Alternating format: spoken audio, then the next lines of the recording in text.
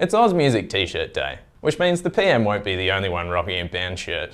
Last year, the event raised nearly $1 million for Support Act to support the Australian music industry. But why do we need a special day to support Australian music? Aren't we the country that bought the world AC/DC, Kylie Minogue and Amyl and the Sniffers? While there's more money being made overall in Australian music, less of it is actually going to the artists. If you're someone like Royal Otis and you go viral, you've hit the international jackpot.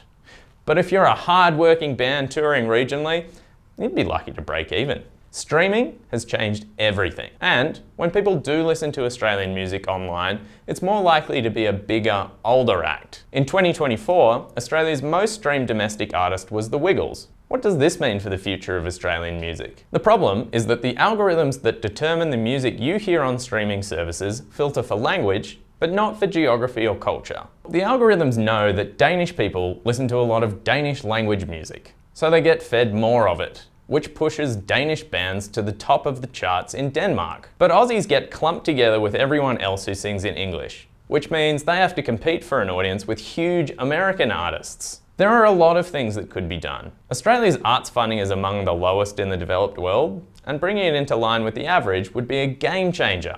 But moving away from algorithmic models and back towards curation by real people engaged with real communities would really help.